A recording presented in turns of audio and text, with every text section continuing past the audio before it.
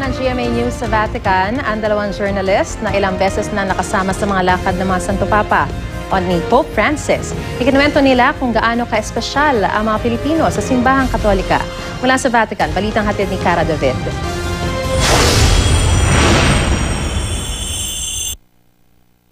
37 taon ng reporter sa Vatican si Sean Lovett, ang direktor ng Radio Vaticana at isa sa pinakabeteranong mamamahayag sa Vatican.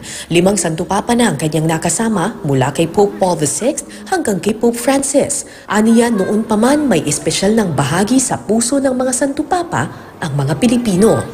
Filipinos are very excitable people, aren't they? It doesn't take a lot to get us excited about things. So it's very beautiful. We're all looking forward to it hugely. Si Pope Paul VI ang unang Santo Papa na sumakay ng eroplano at naglibot sa mundo. Isa ang Pilipinas sa mga napili niyang puntahan. Si Pope John Paul II na kilalang may puso para sa kabataan, 2 beses nang bumisita sa Pilipinas, kasama na ang 1995 World Youth Day. Pagmamalasakit sa maralita naman ang misyon ni Pope Francis at Pilipinas muli ang isa sa kanyang pakay. 2 beses nang nakasama ni Alan Holdren ng EWTN News si Pope Francis sa loob ng eroplano. Aniya tila walang kapaguran ang Santo Papa. Maikli man ang bisita nito sa Pilipinas, lagi raw hiling ni Pope Francis punuin ang kanyang schedule. Nais daw kasi ng Santo Papa na makausap, makita at mayakap ang maraming maralita sa Pilipinas. It's a divine mission that these popes are on. You cannot do that job if not for the grace of God.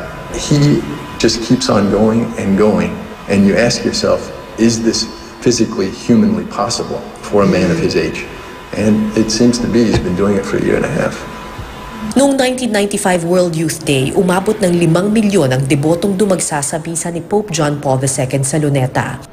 Hindi pa natin alam kung malalagpasan ni Pope Francis ang bilang na ito sa kanyang pagbisita sa bansa. Pero higit sa dami ng deboto, ang mas mahalaga ay kung dadalhin ba sa puso ng bawat isa ang mensahe ng Santo Papa. About participation, it's about listening to the message, about taking that message to heart.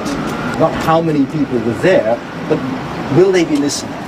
Mula dito sa Rome, Italy, Cara David, GMA News.